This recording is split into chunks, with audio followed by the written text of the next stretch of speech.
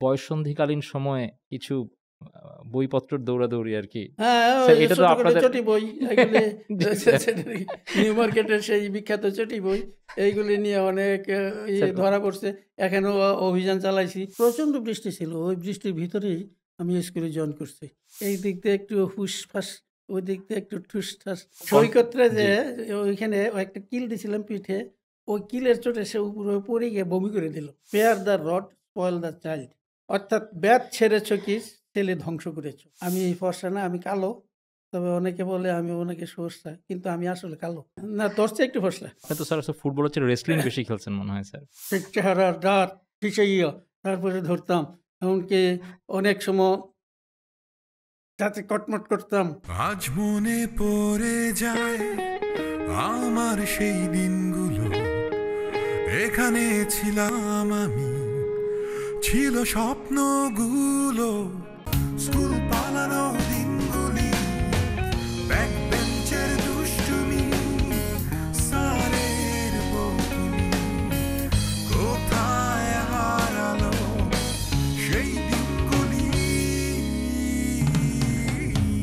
আমি ফিরে যেতে চাই সেখানে, যেখানে আছে আমার শেকড় ছড়িয়ে।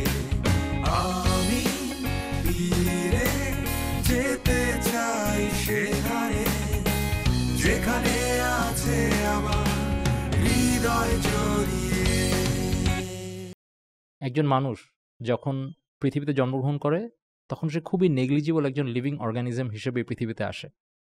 কিন্তু এই স্টেট থেকে তার সত্যিকারের মানুষ হয়ে ওঠার যে একটা অসম্ভব যাত্রাপথ, সেই যাত্রাপথে তাকে বেসমেন্ট এবং ফাউন্ডেশন গড়ে দিয়ে যে জায়গাটা সাহায্য করে সেই জায়গাটা হচ্ছে তার স্কুল। আমি ওমর হাসিব শফিউল্লাহ, ল্যাব 02। আমি এবং আমার মতো হাজারো ল্যাবরেটরিয়ানের জন্য সেই বেসমেন্ট এবং ফাউন্ডেশন গড়ার জায়গাটা হচ্ছে গভর্নমেন্ট ল্যাবরেটরি হাই স্কুল। আমরা যখন স্কুলে প্রথম পা দিয়েছি, প্রবেশ করেছি, তখন আমরা জেনেছি আমরা এখানে শিক্ষা গ্রহণ করতে এসেছি। একদিন আমরা এখান থেকে সেবার জন্য বেরিয়ে যাব। এই শিক্ষার জন্য আগমন এবং সেবার জন্য বেরিয়ে যাওয়ার যেই মধ্যবর্তী সময়টা, সে সময়টাতে আমরা সব ল্যাবরেটরিয়ান আমাদের বুকের বাম পাশটায় ধারণ করেছি আলো, আরও আলো। বুকে আলো ধারণ করা এই মানুষগুলোর জন্মগ্রহণ করানোর পুনর্জন্মের যেই কারিগর, সেই গভর্নমেন্ট ল্যাবরেটরি স্কুলের আজকে 63 বছর পূর্তি হলো।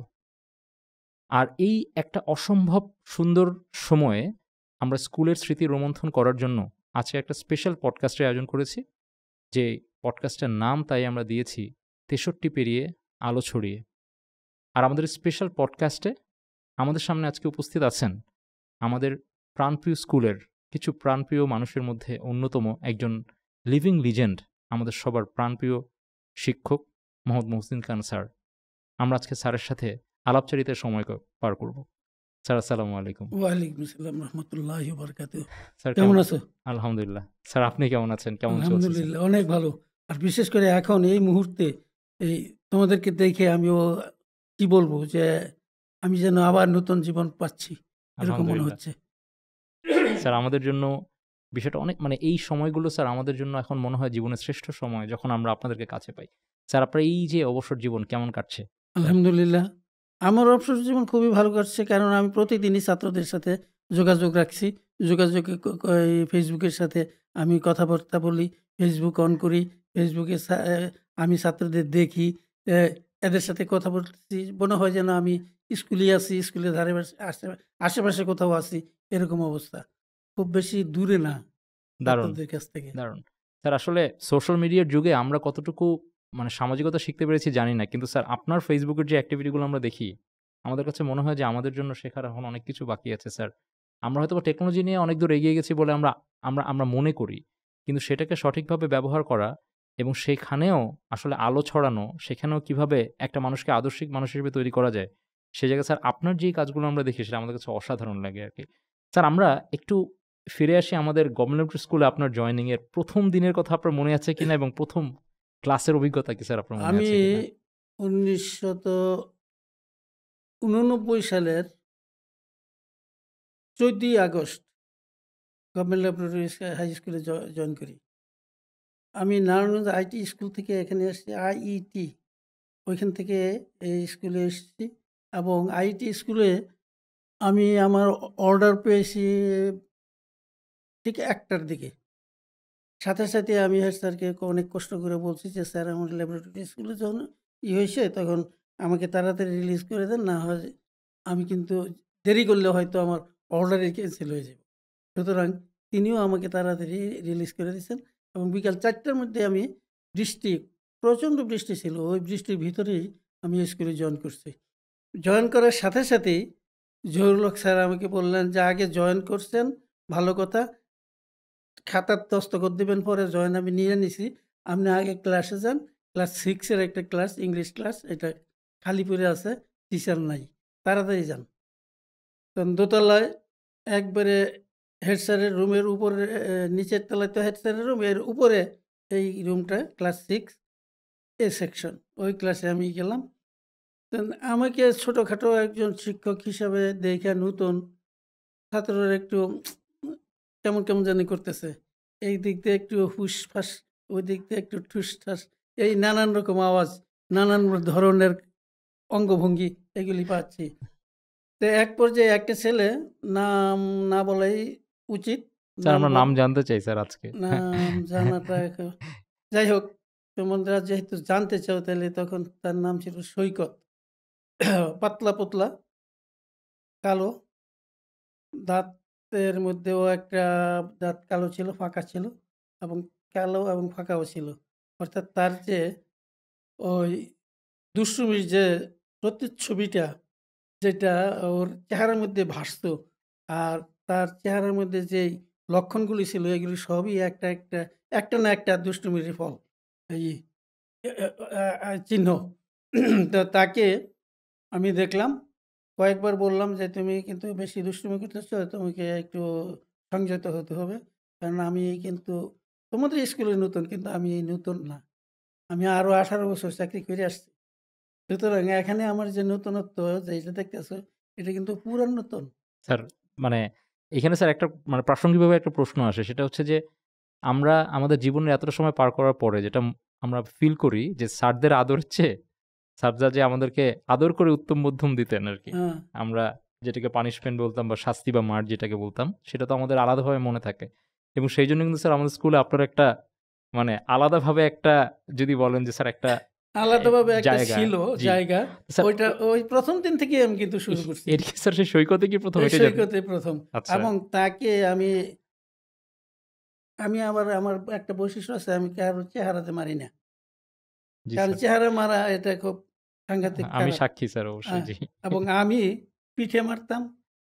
আর এই ২ পাছার দিকে যে এই ঠাইয়ের দিকে মারতাম। জি। তবে শুধু হাতে ব্যাট দিয়ে খুব কম। হাতেই মারতাম। এই স্যার আপনার হাত কি স্যার আপনার ধারণা বেতের চেয়ে কম? মানে আপনার কি ধারণা হাতটা মনে হয় আমি হাত দিয়ে দিলে ব্যাটের চেয়ে বেশি। জি স্যার। এরকম মনে হয়। কারণ আমার হাত কিন্তু এখনো শক্ত।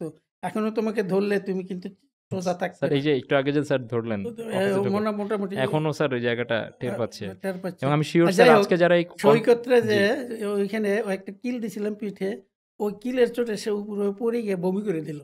তারপরে ক্লাস ঠান্ডা হয়ে গেছে। ১ম দিনেই স্যার? ১ম দিন, ১ম ক্লাস এবং ১ম ৫ মিনিটের ভিতরে এই ঘটনাটা। তারপরে নিচে ডাক দিলাম, নিচে ক্লাসের বাইরে দাঁড়াইয়া সুইপার কইরা ডাক দিলাম খুব জোরে। নিচের থেকে এসে স্যার মনে করলেন যে কি জানি করছে, কে যাও তাড়াতাড়ি যাও। উনিও তো আবার একটু আমার চিনতেন আগে। একটু আমার মতো রকচটা, তো কি জানি হইছে। যাও, গেছে গিয়ে দেখে আমি কি তাড়াতাড়ি পরিষ্কার করো। পরিষ্কার করে ছাত্ররা যাইতে গেছিল, আমি কই না যাইতে পারবে না কেউ, ক্লাস থেকে বাইর করে দেব না, দেইও নাই। যাক, ক্লাস পুরা করলাম। পুরা ক্লাস করলাম, ঠান্ডা হইলো। তারপরে যে ইনজুরি টাইম যেটুকু, ওইটুকু আমি শেষ কইরা পরে ছাড়ছি। এই অর্থাৎ ওই দিন থেকে যে অসাধারণ। ওই সৈকত এবং ওই ক্লাস 6 এরা যে ঠান্ডা হইলো, আর ১ম শ্রেণী পর্যন্ত তারা কোনোদিন আমার ক্লাসে আর মাতে নাই। আমার দারুণ স্যার। আচ্ছা স্যার এই আমার মানে প্রাসঙ্গিকভাবে একটা প্রশ্ন খুব মাথায় ঘুরতেছে স্যার। সেটা হচ্ছে যে এই ইদানিং সময়টাতে আজকে আমরা এখানে বসার আগে আপনার সাথে কথা হচ্ছিল যে এখন তো অনেক কিছু বদলে গেছে। বদলে গেছে। শিক্ষকদের সাথে ছাত্রদের একটা দৃঢ় সম্পর্কের জায়গা কিন্তু ছিল স্যার ওইটাই। স্যার হুম। এবং স্যারের হাতের যে বেতটা, যে স্কেলটা, যে ডাস্টারটা, এখন তো স্যার সেই সময়টা নাই। এখন না। অনেক রকম আইন চলে আসছে। আপনি কি মনে করেন যে স্যার তখনকার সময়ে আমরা যারা আপনাদের আদর, স্নেহ, ভালোবাসা, শাসনে বড় হয়েছি, এই সব জায়গা থেকে যে শাসনের জায়গাটাকে এখন আ আলাদা করা হয়েছে, এটা ভালো হয়েছে স্যার আপনি মনে করেন? আমার হিসাবে একটা জিনিস কি যে কোনো ইংরেজি কিন্তু ওই কথাটাও একটা প্রবাদ সেটা বের করেছিলেন, "spare the rod, spoil the child." হুম, অর্থাৎ ব্যাত ছেড়েছ কি ছেলে ধ্বংস করেছ। তবে আজকে ও আমাদের এই আধুনিক যুগে ছাত্রদের উপরে অত্যাচার, ছাত্রদেরকে মারা, ছাত্রদেরকে ধমক দেওয়া সবকিছু একেবারেই নিষিদ্ধ কাজ। একেবারেই নিষিদ্ধ কাজ। এই নিষিদ্ধ কাজের মধ্যে গিয়ে আমরা আমাদের শিক্ষকতার যে একটা মূল্যবোধ ছিল সেটাও যেন হারিয়ে ফেলছি। এটা নাই। এক। দ্বিতীয়ত ছাত্র শিক্ষকের যে সম্পর্ক ছিল আগে, যে শ্রদ্ধা ভক্তি যেটা ছিল ওইটাও এখন দেখতে পাচ্ছি না, খুব কম। ইদানিং গত ৩-৪ দিন আগে এই আরো আমাদের সংস্কারমূলক কার্যকলাপের পরে এ ক্লাস থেকে ছাত্রছাত্রীরা প্রধান শিক্ষিকাকে ধরে নিয়ে গাছের সাথে বেঁধে তারপরে অত্যাচার করছে। এটা পত্র-পত্রিকায়ও আসছে এবং দেখানো হয়েছে। সুতরাং এই পরিস্থিতি আগে চিন্তাও করা যায়নি। এই পরিস্থিতি আগে চিন্তাও করা যায়নি। স্যার এবং আপনি কি মনে করছেন যে এই যে শিক্ষকদের সাথে ছাত্রদের যেই শাসনের কেমিস্ট্রিটা, এটা বদলায় ফেলার কারণে এটা আসলে হচ্ছে বলে আপনি মনে করেন? এটা অনেকটা তাই। একটা হলো আরেকটা হলো ছেলে হোক, মেয়ে হোক ২ টি সন্তানই যথেষ্ট। হুম, ছেলে হোক, মেয়ে হোক ২ টি সন্তানই যথেষ্ট। এই যে স্লোগান, এই স্লোগানে বাবা-মা ছেলে সন্তানের প্রতি এতটা নমনীয় বা এতটা সহনশীলতাহীন হয়ে গেছেন যে তারা তাদের সন্তানের উপরে একটা টোকা পড়লে এটাকে সহ্য করতে পারেন না। আর ওইজন্য সরকারও দেখছে যে এটা যখন নাই পারেন তো আর বেতের দরকার কি? শিক্ষকদের উপরে একবারে ছেড়ে দিচ্ছেন। এখন শিক্ষক আর ছাত্র একসাথে ফুটবল খেললে আমিও খেলছি। আমিও কিন্তু ছাত্রদের সাথে ফুটবল খেলছি এবং শর্ট পরেও খেলছি। কিন্তু আমার কোনোদিন আমাকে নিয়ে কোনো কটাক্ষ কথাবার্তা বলতে আমি কিন্তু স্যার শুনিনি। আপনি তো স্যার রেসলিং বেশি খেলছেন মনে হয় স্যার। রেসলিংও খেলছি। রেসলিং মানে কিন্তু আমার পেশা না। রেসলিং ছিল আমার কিছুটা ওই ছাত্রদের উপরে একটু কসরত। কসরত। এক্স স্যার এই ছাত্রদের পয়েন্টে উপরে আমরা বরং কসরত। একটু কথা বলি। স্যার আপনার মানে আপনার যে পানিশমেন্ট গুলো প্রত্যেকটার একটা স্পেশাল মুভ ছিল, তার একটা নাম ছিল। স্যার আপনার কি নামের কোনটা এখন মনে পড়ে না আসলে? মনে পড়ে ওই যে ইয়ে ছিল আন্ডারটেকারের একটা নাম ছিল। তারপরে জন সিনার একটা ছিল। ওই নামগুলি আমার ব্যবহার করতাম। তারপরে এই কি বলে ওই আমি স আমার ভক আমি আন্ডারটেকারের খুব ফলোয়ার ছিলাম, ভক্ত ছিলাম। জি। এবং তার যে ওই ই চোকস্লাম নাকি কি জানি? চোকস্লাম যেটাকে বলা হয়, জি। ওইটা কিন্তু আমি প্রায়ই ক্লাসে অনেকটা ধরতাম, দিতাম এবং এইজন্য ছাত্ররা কিন্তু এই মারগুলোকে তারা মাইর হিসেবে নেয় নাই, খেলা হিসেবে নিয়েছে। স্যার এই যে আপনি আন্ডারটেকারের কথা বললেন, ট্রিপল এইচ এরকম রেসলারদের। স্যার আপনার খুব পছন্দের একটা ছাত্র আছে ল্যাব 03 ব্যাচের সৌম্য। সে বলে স্যার চায়না নামে একজন ফিমেল রেসলার ছিল। হ্যাঁ, তার হ্যাঁ। প্রতি না আপনার আলাদা একটা আকর্ষণ ছিল স্যার। এটা কি আসলে এটা ও একটু বেশি পাইকে গেছিল তো, ওইজন্য ও কিন্তু এখনো পাকনা আছে। আগেও তোমাদের ছাত্র হিসেবে ও তখনও সে পাকা ছিল। জি স্যার। সুতরাং এটা একটু ওর অতিরঞ্জিত। আচ্ছা, আচ্ছা। স্যার এইখানে একটা জিনিস না বললেই না যে স্টেজ পারফরম্যান্সে কোনো পারফর্মার যখন পারফর্ম করে তার তো আপনার ধরেন বডি ল্যাঙ্গুয়েজটা খুব ইম্পোর্টেন্ট রোল প্লে করে। এখন স্যার আপনার যখন আমরা এই উত্তম মধ্যমটা আমরা যখন আরকি আমাদের শরীরে মানে অ্যাকসেপ্ট করতাম, আপনি যখন স্যার আমাদের সাথে কসরতটা করতেন তখন আপনার মুখের কিছু যে স্পেশাল এক্সপ্রেশন ছিল স্যার, এটা কি আপনার মনে আছে স্যার? এটা আমরা কি এটা দেখতে পারবো আজকে? মুখের অনেক কিছুই ছিল, যেমন এই যে ধরলে এই যে অবস্থা করতাম, ঠিক চেহারার দাঁত খিঁচাইয়া তারপরে ধরতাম। এমনকি অনেক সময় যাতে কটমট করতাম, এরকম ভাবে নানান অর্থাৎ যতটুকু মারমু তাকে আঘাত করব তার চেয়ে বেশি এটা আমার অ্যাকশন ছিল। এই অ্যাবসোলিউটলি স্যার। অ্যাকশনটা ছিল বেশি। স্যার অন্য মারার চেয়ে অকশন বেশি, স্যার অ্যাকশনটা বেশি ছিল। অন্য অনেক স্যারের চেয়ে আপনার আপনি যখন আমাদের কারো সাথে এই কসরতটা করতেন তখনকার একটা ডিফারেন্স ছিল। আপনি যার সাথে করতেন সে ব্যতীত আমরা সবাই আনন্দ পেতাম আরকি। হ্যাঁ, এইটাই এবং বলছি আমি। অতিরিক্ত আনন্দ পেলে আপনি আবার ডাইকা নিয়ে আসতেন এই যে এই এইভাবে স্যার। আসো, আসো, হ্যাঁ, হ্যাঁ। তুমি একটু আঙ্গুল আসো। দিয়ে তারপরে এরকমভাবে আনতাম। Absolutely sir. হুম। আমাদের জন্য খুবই এই স্মৃতিগুলো আমার কাছে মনে হয় স্যার স্কুল লাইফ থেকে যখন মানুষজন একটু করে দূরে সরে, তার জীবনে আসলে কোন মেমোরিগুলো যেগুলো আসলে তাকে খুব নস্টালজিক করে তার মধ্যে এইটা একটা। এবং ল্যাবরেটরি স্কুলের জন্য আমরা যারা আপনার সময়ে আমাদের স্কুল জীবন পার করেছি, তাদের জন্য কিন্তু স্যার আপনার এই স্পেশাল মুভের আমাদের সাথে আপনার যে কসরতটা সেটা আমাদের সবসময় খুব মনে পড়ে আরকি স্যার। আমরা খুব ফিল করি। আমাদের কাছে মনে হয় যে ওই এই সময়টা কসরতগুলি করার একটা কারণ ছিল যে আমি কখনো আমার ল্যাবরেটরি স্কুল লাইফে অর্থাৎ 18.5 বছরে আমি কোনোদিন চেয়ারে বইসা তারপরে রোল কলও করি নাই বা পড়াইও নাই। দাঁড়াইয়া এবং হাইটে, হাইটে পড়াইতাম। সুতরাং কার কখন কোন দিকে কে আছে ওইখানে যাওয়ার জন্য আমার বেশ আমি তৎপর ছিলাম এবং ওইখানে গিয়ে ওইভাবে কসরতগুলি দেখাইতে পারতাম। ওই এটা একটা সু সু আমার অবশ্যই।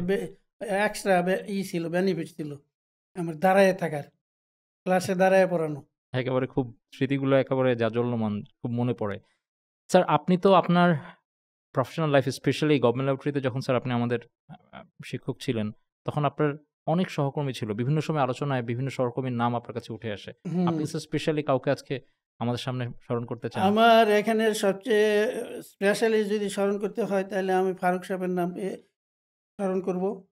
তার পুরা নাম হলো আবুল হাসনাত মোহাম্মদ ফারুক। হুম। হ্যাঁ, উনি ১৯৬২ সালে খুব সম্ভব এসএসসি পাস করছেন। তারপরে ইসের থেকে নটরডেম কলেজ থেকে ইন্টারমিডিয়েট পাস করে আবার ওইখান থেকেই খুব সম্ভব যে বিএসসি পাস করছিলেন। উনি অনার্স-টনার্স কিছু পড়েন নাই। বিএসসি পাস করে তারপরে শিক্ষকতায় ঢুকে গেছেন। ওই রেজাল্টটা ওঠার আগেই ঢুকে গেছেন। আমারও সেই অবস্থা। আমি কিন্তু আবার আইএসসি পাস করে ও এসএসসিতে ছিল আমার মানবিক বিভাগ, ইন্টারমিডিয়েটে সায়েন্স, আবার ডিগ্রিতে গিয়ে আমি আবার আর্টসে চলে আসলাম। তো এই যে অর্থাৎ সায়েন্স, আর্টস এই ২ টা কিন্তু সমন্বয় আমার ভিতরে ছিল। আমি এই ২ টা সাবজেক্টেরই ২ টা এ কি বলে মেথডেরই আমি সাবজেক্ট সম্পর্কে খুব ভালো জ্ঞান ছিল, ধারণা ছিল। আমার ধারণাও ছিল অনেক। আর ছাত্র হিসাবে খুব খারাপ ছিলাম না কোনো সময়ই। কারণ আমি প্রাইমারি স্কুলে বৃত্তি পাওয়া, প্রাইমারি বৃত্তি, ক্লাস 8 এর বৃত্তি পাওয়া ছাত্র এবং অসাধারণ। দুর্ভাগ্যজনক আমি এসএসসিতে ভালো রেজাল্ট করতে পারি নাই। কারণ তখন ওই ছাত্র রাজনীতিতে ঢুকে গেছিলাম। তাই নাকি স্যার? স্যার এই রাজনীতিতে অভিজ্ঞতা একটু আমরা তো কখনো আগে শুনি নাই। শুনি নাই, বলি নাই কারণ এটা বলার অপেক্ষাও রাখে নাই। ছাত্র রাজনীতিতে ঢুকছিলাম। ওই রাজনীতির ফলে আমার রেজাল্ট খারাপ হইল। তবে রেজাল্ট যে খারাপ হয়েছিল একেবারে যে পয়সা গেছি তা না। তো কোনো মতে যাই হোক এই এটা কোন সালের কথা স্যার? এটা 68 এর কথা। ওহ! তখন তো একেবারে 68 রাজনীতিতে রাজনীতি পুরা উত্তাল দেশ। উত্তাল দেশ। একদম। এই ইসে আমরা 66 এসএসসি পাস করছি। 68 এ। কিন্তু স্যার এখন আমরা রাজনীতিকে যেভাবে আসলে মনে করি যে এরকম, তখন তো স্যার অবশ্যই এরকম ছিল না। আমি যদি বলি হয়তো অনেকের কাছে খারাপ লাগতে পারে। জানি না আবার আমি কোন কথা বললে রাজনীতি নিয়ে কোনো কথা বলতে গিয়ে বেফাঁস হয়ে যায় কিনা জানি। তবে এই ব্যাপারটা আমি বলতে চাইও না। তবে আগে রাজনীতি ছিল অবশ্যই। রাজনীতি আর এখন রাজনীতি হলো অপরাজনীতি। অপরাজনীতি। এর চেয়ে বেশি কিছু আর বলব না। রাইট। স্যার ফারুক স্যারের প্রসঙ্গে আমরা ছিলাম। স্যার ফারুক স্যারের প্রসঙ্গ। জি। ফারুক সাহেব আমার অত্যন্ত প্রিয় ব্যক্তিত্ব। কারণ উনার বাড়িও আমার গ্রামের থেকে আমার পাশাপাশি থানা ১। দ্বিতীয়ত ওই উনি আর আমি আকারে সাইজে প্রায় অনেকটা কাছাকাছি। একই আকারের মানুষ ২ জন। তবে উনি খুব পুরা ফর্সা। আর আমি ফর্সা না, আমি কালো। তবে অনেকে বলে আমি ওনাকে ফর্সা। কিন্তু আমি আসলে কালো। যাই হোক। কি বলেন? না তোর চেয়ে একটু ফর্সা। জি এটা স্যার, ঠিক। জি স্যার এইজন্যই। যাই হোক। যাই হ্যাঁ, সমস্যা কিন্তু কালো না, ফর্সাই। তা তো অবশ্যই স্যার। যাই হ্যাঁ, তবে এই আরকি অ্যা তা এই ফারুক সাহেব উনার আব্বা, আম্মা, ওনার ভাইয়েরা সবার সাথে আমার এরকম একটা ওই পারিবারিক সম্পর্ক ছিল যে ওর ছোট ভাইদেরকে আমি তুই, তুই বলেই সম্বোধন করতাম সবাইকে এবং বড় যে ওনার মা এবং বাবা এই ২ জনকে খালাম্মা, খালুজান বলতাম এবং যে কোনো না কোনো দিন বাদ গেছে নচেৎ প্রতিদিন প্রায় একবেলা ভাত এদের বাসায় খাইতেই হইছে আমার। খাইতেই অর্থাৎ খাইতেই হইছে। হয় দুপুরে স্কুল আহ, ছুটি থাকলে ঐদিন খাইছি, নচেৎ যেদিন স্কুল চলছে ঐদিন রাত্রে গিয়ে খাইছি। একসাথে স্কুলে চাকরি জয়েন করছি আমি 70 তে, উনি 67 এ। উনি একই স্কুলে চাকরি ঢুকছে 67 এ, আমি 70 তে। এই হলো পার্থক্য। আর তখন থেকে যে আমরা ওতপ্রোতভাবে এই তার যে তিনি ইন্তেকাল করছেন ২০২০ এ ওই করোনার ১ম ধাক্কায় উনি মারা গেছেন। ২০২০ এ তো জি সম্ভব জি ২০২০ এ। জি স্যার। হ্যাঁ, তা আমি এখনো আল্লাহর রহমত বেঁচে আছি। এই তো এছাড়া এর পরবর্তী পর্যায়ে যদি যাই তো উনার আমরা একসাথে শুধু খাওয়া-দাওয়া না, একসাথে পুরা 71 এর যে মুক্তিযুদ্ধের পিরিয়ড, ওই জি পিরিয়ডে আমরা ২ জনে চাকরি করছি। চাকরি করে পুরা পয়সা মুক্তিযোদ্ধাদেরকে আমরা করছি, কি অসাধারণ। সাহায্য করছি মুক্তিযোদ্ধাদেরকে। আর আমাদের জন্য কিছু রাখছি আর বেশিরভাগই আমরা ওই তাদের তহবিলে দিয়ে দিছি। আর ২ জন একসাথে তাদের বাসায় ২ জনে পাহারা দিছি। উনার আহ, উনার কি অসাধারণ বাবা-মা, স্মৃতি। উনার বাবা-মা, ভাই-বোন, ছোট ভাই যারা ছিল এদেরকে গ্রামের বাড়িতে পাঠায় দিছে। আমরা ২ জনে এই বাড়িতে পাহারা দিছি শান্তিনগর। ৭১ নম্বর কুহু, বাড়ির নাম কুহু। শান্তিনগর অত্যন্ত সুন্দর। অর্থাৎ তার বাবাও শিক্ষিত ছিলেন। আমাদের ও প্রাইমারি ট্রেনিং ইনস্টিটিউটের সুপারিনটেনডেন্ট ছিলেন। তারপরে ডিএডি, ডেপুটি অ্যাসিস্ট্যান্ট ডাইরেক্টর হয়েছিলেন আমাদের শিক্ষা বিভাগে। এ পরে উনি রিটায়ার করছেন, মারা গেছেন। অনেক কিছু এই স্মৃতি আমার দারুণ স্যার। এবং ফারুক সাহেবের বিবাহ ভোগ অর্থাৎ কনে দেখার থেকে শুরু করে আমি তার সাথে ছিলাম। এই দারুণ। কনে দেখার থেকে বিয়ে পর্যন্ত আমি স্যার তো সাথে নিশ্চয়ই মানে এবং আমার সময় পরিবারগত বিয়ে ছিল আ নাকি আবার স্যার স্যারের পছন্দ ছিল নাকি না না পরিবারগত? পরিবারগত মিল এবং উনারও পছন্দ আমাকে ছাড়া কিছু করবে না।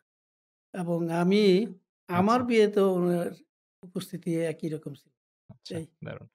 স্যার আমরা একটু মানে আলোচনার প্রসঙ্গটা একটু অন্যদিকে নেই স্যার। আমাদের স্কুলের একটা নানা রকম লিগ্যাসি নিয়ে আমরা কথা বলি। আমাদের স্কুলের নানা রকম আ সময়ের সাথে অনেক লিগ্যাসি তৈরি হয়েছে। তার মধ্যে একটা হচ্ছে ছাত্রদের স্কুল পালানো আরকি স্যার। হুম, স্কুল পালানো নিয়ে যেই ধরেন ফ্যান্টাসি, এইটা আমরা আমাদের আরো ১৫-২০ বছর আগেও যারা পাশ করে বের হইছে তারাও এইটা নিয়ে খুব ফ্যান্টাসি করে।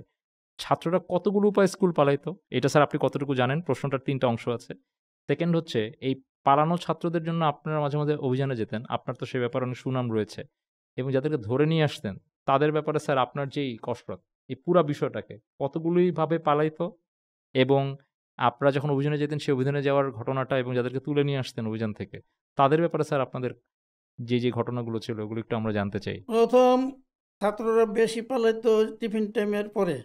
আর ফার্স্ট পিরিয়ডের রোল কল করেও কিছু পালাইতো। ফার্স্ট পিরিয়ডটা গেলে সেকেন্ড পিরিয়ড থেকে পালানো শুরু হইছে। এগুলি কিন্তু ধরা যেত না। এগুলি ধরতে পারতাম কখন? হঠাৎ করে যদি চোখে পড়তো, "তুই কই যাইতেছিস?" আমি কিন্তু ছাত্রদেরকে ওই তুমি বা অন্য রকম কোনো ভাষা আমি ব্যবহার করতাম না। আমি তুই বলতাম। আমাকেও তারা এই তুই বলা হিসাবেই তারা খুব এই কি বলে গ্রহণ করত। আমি তুই না বলে তুমি বললে এরা মনে করত যে আমি বোধহয় তাকে খুব কম পছন্দ করি। ওইজন্য আমি তুমি বলছি। হুম, অ্যাবসোলিউটলি। এইরকম একটা ভাবনা তাদের মধ্যে ছিল। কি ব্যাপার কই যাচ্ছিস? এদিকে আয়।" ব্যাগ কেন? কান্দে। তুই গেলে তো তুই খালি যাবি, আবার আসবি, ক্লাস আছে। তো ব্যাগ কেন? এই ধরে ফেলতাম একটা।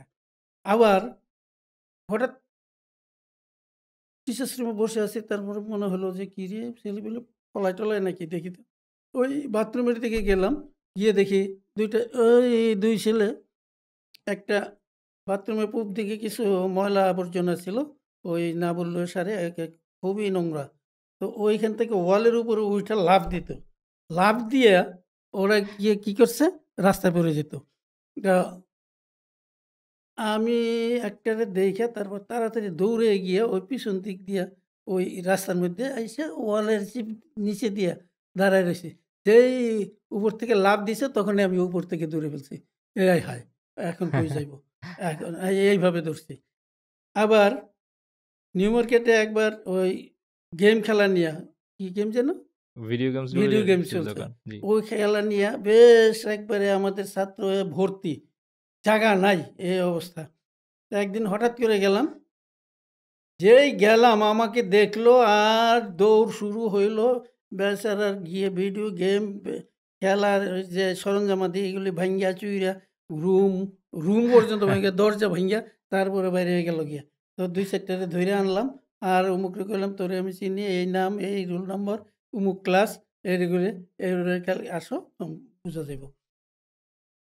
পরে এগুলিরে এইভাবে ধরতাম, শাস্তি দিতাম। একবার নিউ মার্কেটে এরকমভাবে যে শাস্তি দিতে গিয়া ধরা পড়ল তো যে রাস্তার যে রিক্সা, এই দৌড় দেখে রিক্সাওয়ালারাও ভাগছে। রিক্সাওয়ালারাও নাই। এই নিউ মার্কেটের ভিতরে গেলাম, গিয়া দেখি বলাকার সামনে। ওই বলাকার সামনের থেকে ধরে আনলাম কিছু।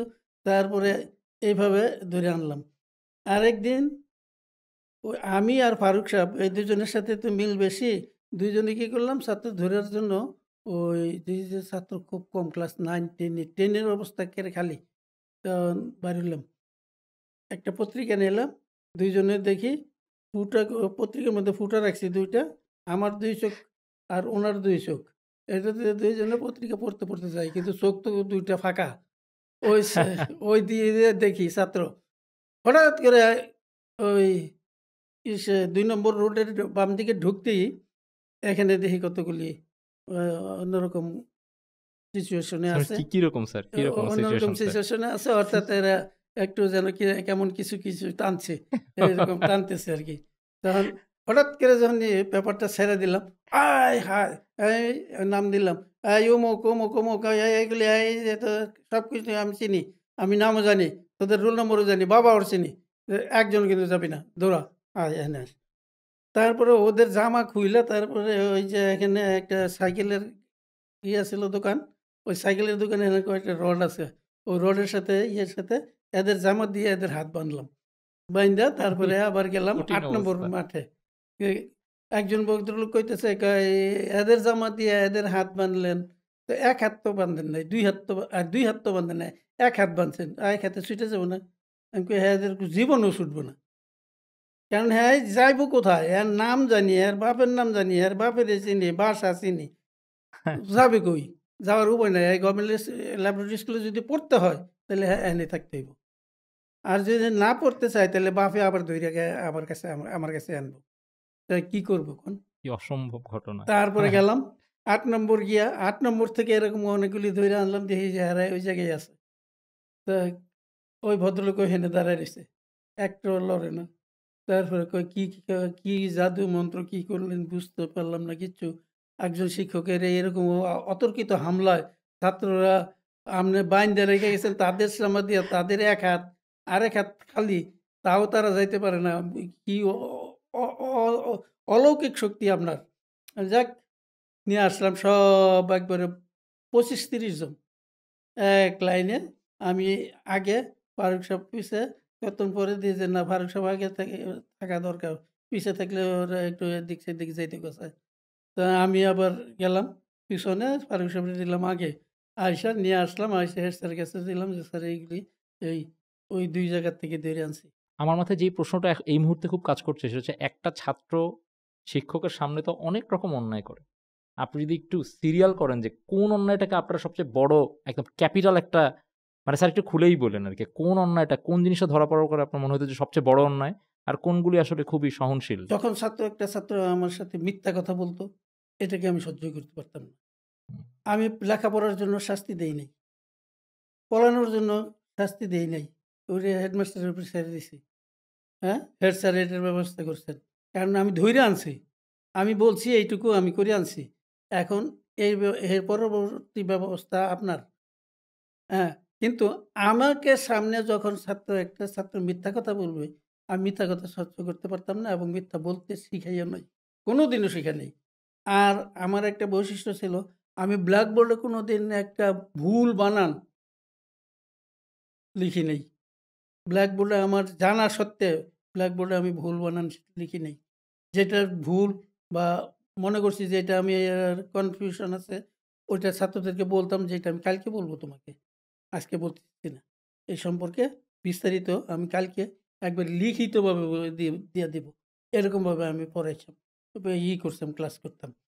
আমি দারুণ! ছাত্রদেরকে ওই ভুল বা মিথ্যা তথ্য দিয়ে কোনো কিছু করি নাই কোনোদিনও। অসাধারণ। আর বইয়ের পড়া কতটুকু পড়াইছি তা জানি না। কিন্তু আমি নানা উপমা, নানা গল্প, কিচ্ছা ওই আমি কিন্তু ওই সিনেমার গল্প করতে সিনেমা দেখতাম। সিনেমার গল্প করছি ছাত্রদের সাথে ক্লাসেও। তারপরে ওই রেসলিং এর গল্প করছি। এরপরে মাছ ধরার গল্প করছি।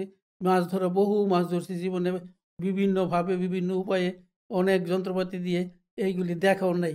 হ্যাঁ? ছাত্ররা দেখে নাই। একেকটার নাম বললে আমি যে ২ টা বই লিখছি, ওই বইটা একটা হলো আমার জি, এই ছোটবেলা। আমার ছোটবেলা। জি এই স্যার। ছোটবেলার মধ্যে ওই যে মাছ ধরার কিছু ইতিহাস আছে লেখা। আমার সাঁতার শিখার কিছু আমি একদিনে ১ ঘন্টায় সাঁতার শিখছি।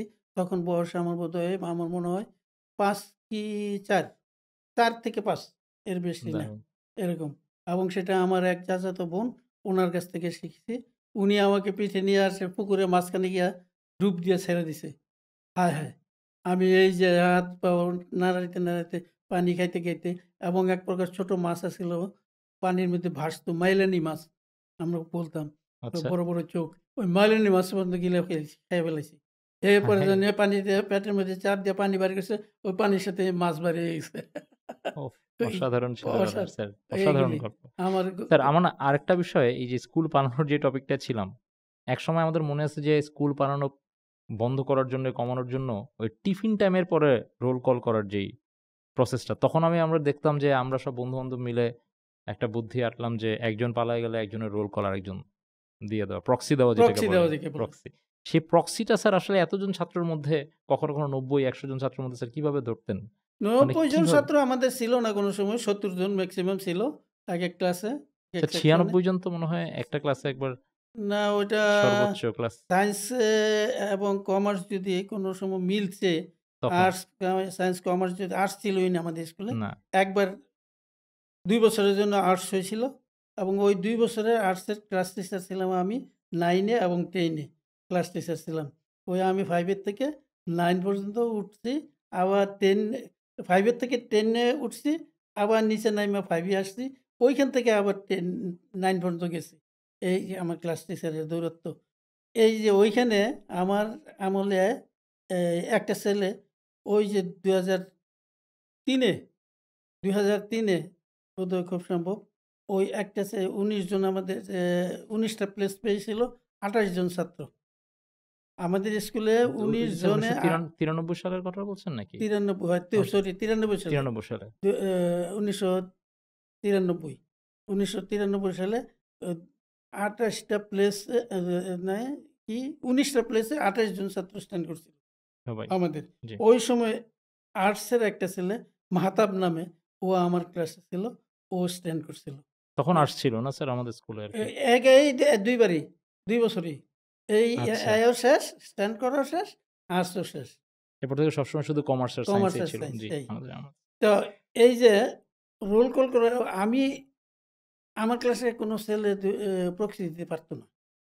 কারণ আমি কত নম্বর রোল আসছে, কে কল করতেছে, তার কণ্ঠস্বর কিরকম এটাও আমি জানতে পারতাম, বুঝতে পারতাম। আর জি আমার স্যার। এখানে গেলেই ওই আমাদের এখানে একজন ছিলেন, খুব তুখোড় বুদ্ধিসম্পন্ন একজন দর্জি। উনি বলতেন যে, যেকোনো লোক যখন নাকি কোনো খটকা জাতীয় কোনো কথা বলবে বা ভুল কথা বলবে বা তখন সে একটু থতমত খাবে। হুম। একটু থতমত খাবে। ডাইরেক্ট বলতে পারবে না। মুখস্থ যদি ভুল বলে তাহলে ওইখানেও একটু থতমত খাবে। করে উঠবে। তো এই যে যখন নাকি রুল নম্বর ১৮ বললাম যে ১৮ ইয়েস স্যার আ আ এ এ একটু ধরা পড়ে গেছে। এই যে, "এই দাঁড়াও কে বলছো?" এটা তো অমুকের নাম, তুই তো না, এটা কে? ওরা তো আমি ক্লাসে দেখি না। আমি বলতে পারতাম, বুঝতে পারতাম। এইভাবে আমার ক্লাসে পারত না। অন্যদের তো ক্লাসে তখন স্যার কি তার করছে? লসটা কি হইতো? হ্যাঁ? মানে যে ধরা পড়তো যে অন্যের রোল কল দিতে ও গিয়ে? লসটা হতো ওর উভয় পক্ষের কিছু খেসারত তাকে দিতে হইতো। নিজেরটা এবং নিজেরটাও এবং যারটা করছে তারটাও। আচ্ছা। ওইজন্য এই খেসারত আবার সে যে খাইলো, ও কিন্তু ওর বন্ধুর উপরে গিয়ে আবার এপ্লাই করছে। হুম। অর্থাৎ একের দুই মানে একটা শাস্তি আমার চেইন রিঅ্যাকশন চেঞ্জ আরকি। হয়ে গেছে গিয়ে। হ্যাঁ, আ রাইট। আমার শাস্তি তার মাধ্যমে আবার ওর উপরে চলে গেল। এই হইতো। স্যার আমরা যেহেতু আমাদের এই পুরো আলাপচারিতায় যারা মূলত আমাদের যারা শ্রোতা বা দর্শক, তারা তো সবাই আমাদেরই সিনিয়র বড় ভাই, বন্ধু বা ছোট ভাইরা। একটু খোলাখুলি আলোচনা হোক স্যার।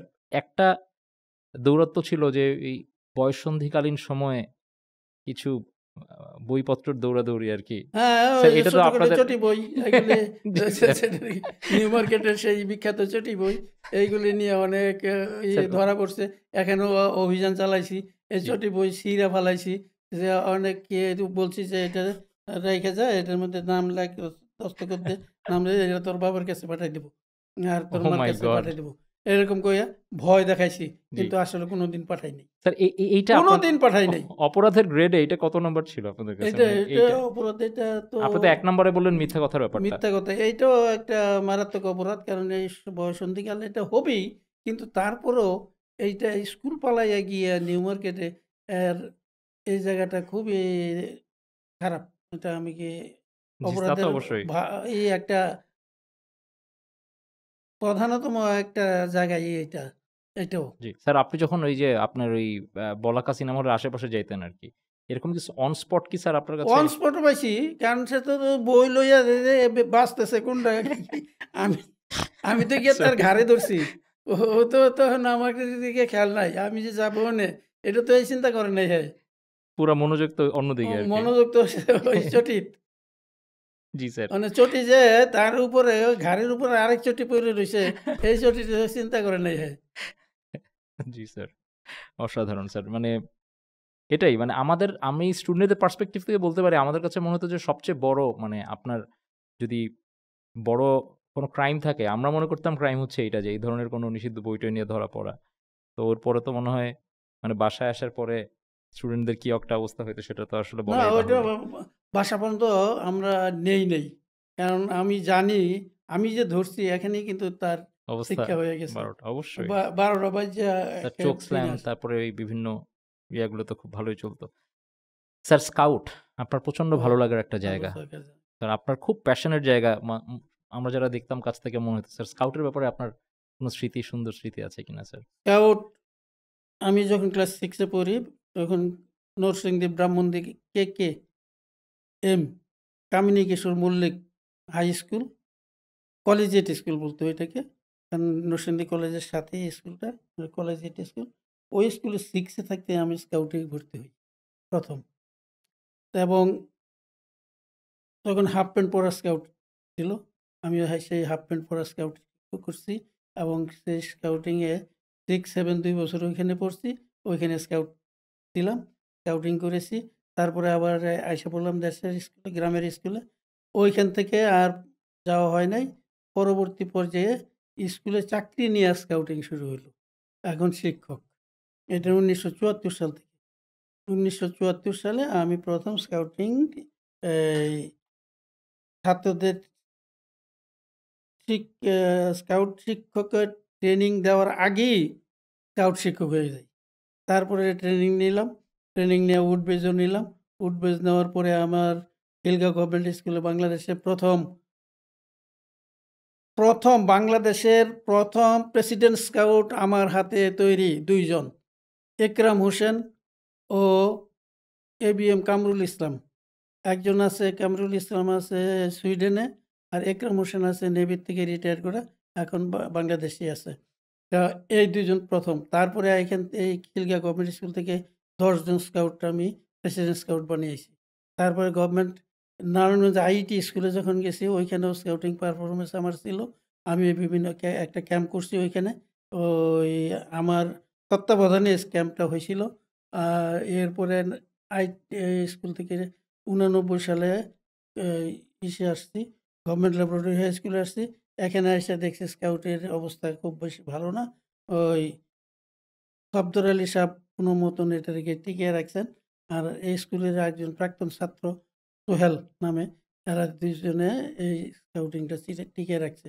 তারপরে আমাকে ফারুক সাহেব বললেন হেড স্যারকে যে, এই ওনাকে স্কাউটের দায়িত্ব দিয়ে দেন, উনি ভালো স্কাউটার। তারপরে যাক আমি ওই স্কাউটিংয়ে হেড স্যার আমাকে ডাইকা নিলেন। জিজ্ঞেস করলেন কি, কি করছি? আমি কই এই আমার এক্টিভিটিস আছে। তখন আমাকে তাতে এর চেয়ে বড় আর কিছু নাই। আপনি স্কাউটের দায়িত্ব নেন। আমি ওইখান থেকে নিলাম সেই 89 সালে স্কাউ আগস্ট মাসে জয়েন করছি। আগস্ট সেপ্টেম্বরের দিকেই এর দায়িত্ব নেই এবং তো ২০০৭ সালের ইসে ওই ৩০ অক্টোবর আমি এলপিআর এ যাই। আমাদের সময় এলপিআর ছিল, এখন পিএলআর বলে। তো এলপিআর এ যাই। ওই সময় পর্যন্ত আমি এই স্কাউটের দায়িত্বে না, ছিলাম না। জি, এখানে। স্যার। আমরা এই স্কুল থেকেও আমি ১ম ২ জন প্রেসিডেন্ট স্কাউট করি। একজন ১৯৯৪ সালে খুব সম্ভব। ও সিজার নামে, আর মিথুন এও একই ইয়ারের। ও সিজার 8th এ স্ট্যান্ড করছিল। স্কাউটিং কইরা রেজাল্ট খারাপ হয়, এইটার চ্যালেঞ্জ হিসেবে আমি তাকে নিয়েছিলাম যে দেখি কি করা যায়। তবে দেখলাম যে অসাধারণ, অসাধারণ। অত খারাপ করে নাই স্যার রেজাল্ট। মানে এভাবে। আমার আমি জি, এখান থেকে স্কাউটিং এর আমি গভর্নমেন্ট ল্যাবরেটরি স্কুলে স্কাউটের বহু ছাত্রকে দিয়ে আমি ওই স্কাউট রেলির উদ্বোধনী অনুষ্ঠান করাইছি। তাদের মাধ্যমে এই ঘোষণা করিয়েছি।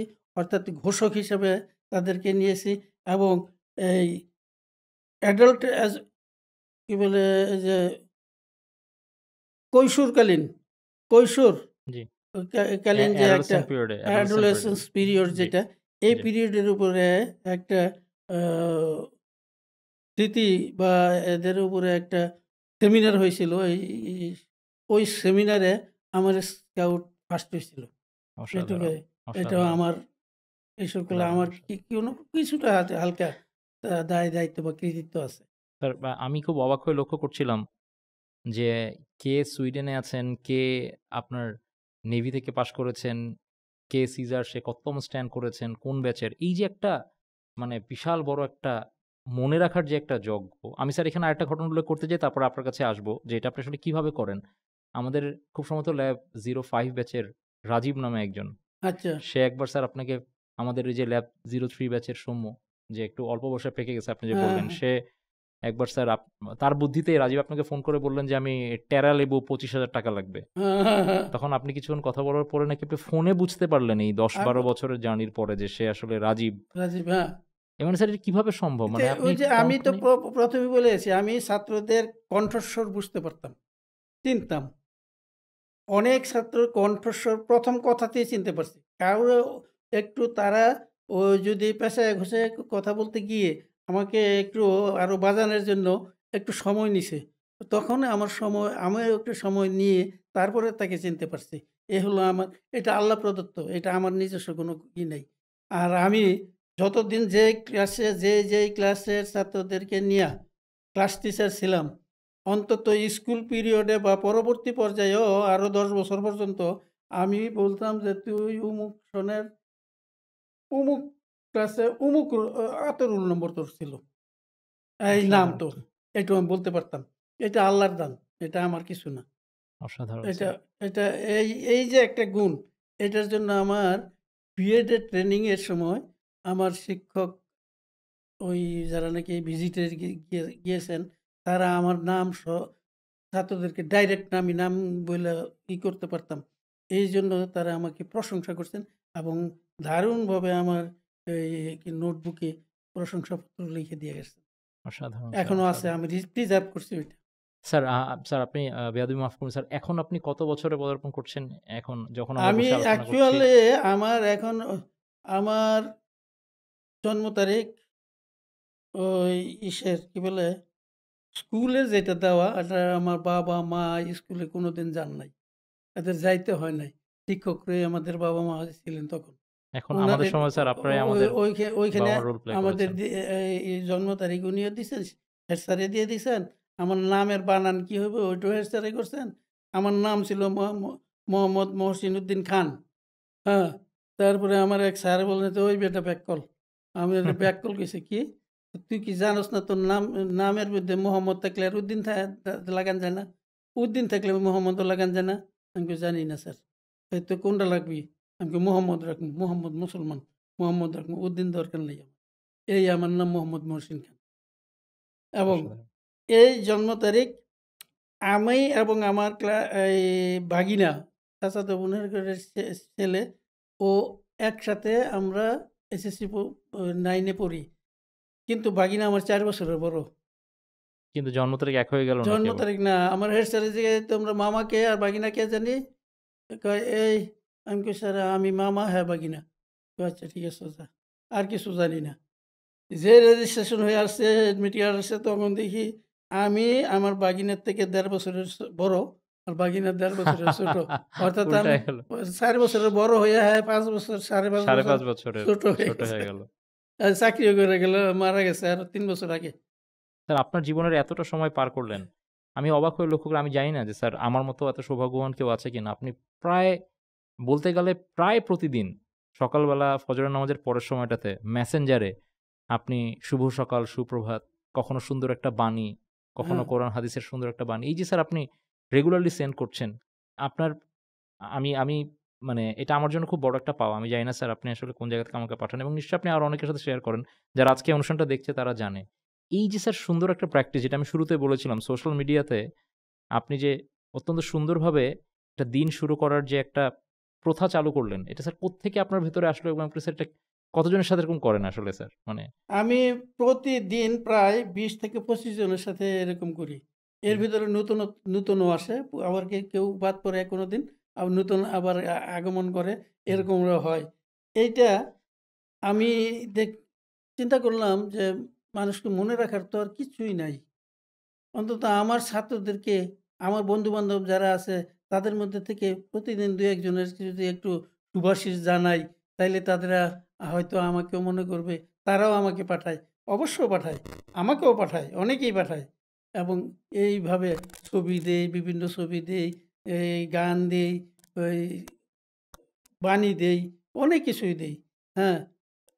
অর্থাৎ এটা দিয়া, কারণ এটা আমি যে পাঠাই, এটা আমি তোমাকে স্মরণ করার জন্যই পাঠাই। এটা তোমাকে ওই উপরে উঠানোর জন্য কোনো আচ্ছা, ওরকম চিন্তা ভাবনা করে আমি পাঠাই না। তা তো এবং এই অবশ্যই। ব্যাপারে আমার এক ছাত্র আমার এই বইটার মধ্যে আছে, জি, লিখছে, শিবু মল্লিক নামেও একটা ছেলে। এই ব্যাপারে লিখছে। আ আমার আমি যে প্রতিদিন তাকে শুভাশিস পাঠাই এইটা। অ্যা অর্থাৎ এটা যেদিন না পাঠাই সেদিন সে একটু কষ্ট পায়। যেদিন না পাঠাই সেদিনই সে একটু কষ্ট পায়। ওইদিন সে আগে পাঠায়। এই। অনেক সময় অসাধারণ, অবশ্য এরকম হয়ে যায়। অসাধারণ। স্যার মানে এতগুলো দিন স্কুলের সাথে আপনার পথ চলা, আপনার এত ছাত্র, এই আলোচনা তো আসলে একটা পডকাস্টে বসে শেষ করাটা আমার জন্য খুব কঠিন। কিন্তু আমাদের কিছু সময় সীমাবদ্ধতা থাকেই। স্যার আপনার কাছে যদি আমি বিনয়ের সাথে জানতে চাই যে আপনি আপনার আ ছাত্রদের উদ্দেশ্যে যদি কোনো উপদেশ তাদেরকে দিতে চান যে কোন কাজগুলোর ব্যাপারে আপনি সবসময় তাগাদা দেন, যেটা আসলে একটা মানুষকে ভালো মানুষ হিসেবে সামনের দিকে এগিয়ে যেতে সহায়তা করে। যদি স্যার আমাদের সবার উদ্দেশ্যে একটু বলতেন। আমার ১ম কথা হলো, আমার কোনো ছাত্র মিথ্যা কথা বলতে পারবে না। এটা যদি এটা যদি তারা মেনে চলে, তাইলে আল্লাহর পথে তারা থাকতে পারবে, থাকবেও। এবং নিজেকে ধর্ম, কর্ম করে এই তার জীবন সুন্দরভাবে প্রতিষ্ঠিত করতে পারবে, এতে কোনো সন্দেহ নেই। কোনো সন্দেহ নেই। অসাধারণ। হ্যাঁ, জি, ধর্মকর্ম কিন্তু আমি বলছি, আমার ছাত্র সে যে ধর্মেরই থাকুক না কেন, সেই ধর্ম তাকে পালন করতে হবে এবং ধর্মের ভিতরে সততা, একাগ্রতা, তারপরে ওই নিষ্ঠা, চরিত্র, চারিত্রিক বৈশিষ্ট্য যা আছে সব কিন্তু ধর্মের ভিতরে আছে। প্রত্যেকটা ধর্মের ভিতরে এই জিনিসগুলি আছে। এই ব্যাপারগুলি, অ্যাসপেক্ট গুলি। এটাকে জিনিস অসাধারণ। বলা যায় না, কারণ জিনিসের আবার সংজ্ঞা আলাদা। আলাদা। জিনিস হইতে হলে সে জায়গা দখল প্রবাবলি এটা করবে। একটা কিছু জায়গা দখল করবে। কিছু ভার্চু প্রথম গুণ কথা হচ্ছে জিনিস হলে জায়গা দখল। এগুলি জিনিস না, এগুলি অ্যাসপেক্ট। অ্যাসপেক্ট। এগুলি হ্যাঁ। সুতরাং অ্যাবসলিউটলি। আমার এই জিনিসটাও আমি একটু এখানে উল্লেখ করতে পারলাম। ছাত্রদের উদ্দেশ্যে বলতে পারলাম। এই যে অসাধারণ। এটা অনেকেই কিন্তু বিশ্বস্ততা এটাকেও জিনিস বলে ফেলে। বিশ্বস্ততা একটা উত্তম জিনিস। কিন্তু না। এটা একটা অ্যাসপেক্ট। এটা একটা গুণ। একটা এটা মৌলিক একটা মানবীয় মৌলিক গুণ। গুণ। জি, এটা গুণ। জি স্যার। সুতরাং এই জিনিসগুলি যদি তাদের ভিতরে থাকে তাহলে তারা অবশ্যই ভালো মানুষ হবে এবং দিনকাল তাদের সুন্দরভাবে অতিবাহিত হবে। তারা ভালো থাকবে। তবে অসাধারণ। সত্য কথা এর কোনো বিকল্প নাই। নাই। সত্য কথার বিকল্প নাই। সত্য কথা হলো সত্য, সত্য, সত্য। সত্য। এটাই সত্য। অসাধারণ স্যার। সারা পৃথিবীর বিভিন্ন দেশে, বিভিন্ন রকমের প্রফেশনে, বিভিন্ন কালচারে আপনার স্টুডেন্টরা এখন বিরাজ করছে। আপনার তাদের কাছে কি কোনো এক্সপেকটেশন আছে স্যার? কিছু চাওয়ার আছে? আমার জন্য দোয়া করা। আমি যেন সুন্দরভাবে ঈমানের সাথে মৃত্যুবরণ করতে পারি। আর যতদিন বাঁচি যেন সুস্থ শরীর নিয়ে বাঁচতে পারি। এই দোয়াই আমি ছাত্রদের জন্য করি। আর ছাত্রদের জন্য আরও দোয়া করি, তারা যেন মানুষের মতো মানুষ হয়ে জীবনকে প্রতিষ্ঠিত করতে পারে আর দেশের মঙ্গল করতে পারে। এই চেষ্টাটা যেন তারা করে। দেশকে যেন তারা সবার উপরে টান দেয়। এই দোয়া আমার থাকবে ছাত্রদের প্রতি। প্রত্যেকটা ছাত্রের প্রতি এই দোয়া থাকবে। অসাধারণ, অসাধারণ স্যার। প্রিয় ল্যাবরেটরিয়ানস, আমরা দেখতে, দেখতে একটা খুব সুন্দর সময়ের একেবারে শেষ প্রান্তে চলে এসেছি।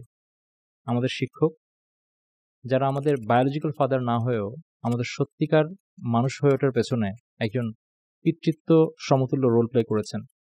সেই শিক্ষকদের আমাদের কাছে কী বা চাওয়ার থাকতে পারে, কিংবা আমাদেরই বা আমাদের সেই শিক্ষকদেরকে দেয়ার কি থাকতে পারে? আমাদের অতি শ্রদ্ধাভাজন মহসিন খান স্যার আমাদের কাছে দোয়া চেয়েছেন।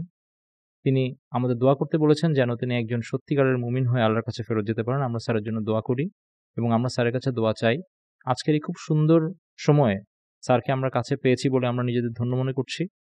আমরা বিশ্বাস করি আজকে স্যার যে কথাগুলো আমাদের বলেছেন, সেই কথাগুলো আরও আলো ছড়াবে।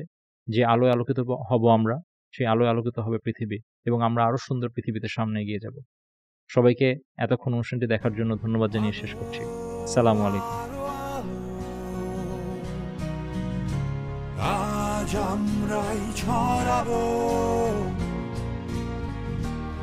আলো, আলো, আলো, সবই তোমারই জন্য। আলো, আলো, আলো, আজ আমরাই ছড়াবো আলোয় আলোকিত চারিদিক, সে তো তোমারই জন্য।